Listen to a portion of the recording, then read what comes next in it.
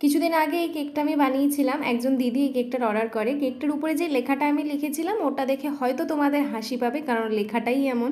তবে মজা করেই হোক বা ভালোবেসে বয়ফ্রেন্ডকে বা গার্লফ্রেন্ডকে কিন্তু এরকম ধরনের কেক তোমরা গিফট করতেই পারো। তো এই যে তোমরা দেখতেই পাচ্ছ আমি কি লিখেছি, আমার মতন গার্লফ্রেন্ড তুমি আর কোথায় পাবে।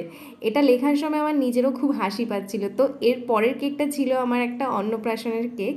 তো এই কেকটা যে দিদিটা অর্ডার করেছিল তার বেবির জন্য সেই কেকটা নেয়। আর তোমরা হয়তো অনেকেই দেখেছো যে আমি অন্নপ্রাশন থিমের কেকে টপারি হিসেবে সবটাই ফন্ডেন্ট দিয়ে বানালেও শুধু বাচ্চাটার জন্য কিন্তু আমি স্টিকার ব্যবহার করি। তো এটাতেও সেম একই করেছি।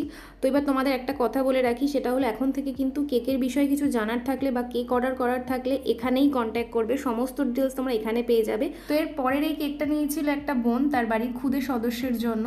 আর এই কার্টুনটা না আমি আগে কখনোই দেখিনি, এখন এই কেক বানানোর সুবাদে নতুন নতুন অনেক কার্টুনেরই নাম জানতে পারি। তো এটাও তার মধ্যে একটা। তো চলো ব্যাস আজকের মতন এতটুকু।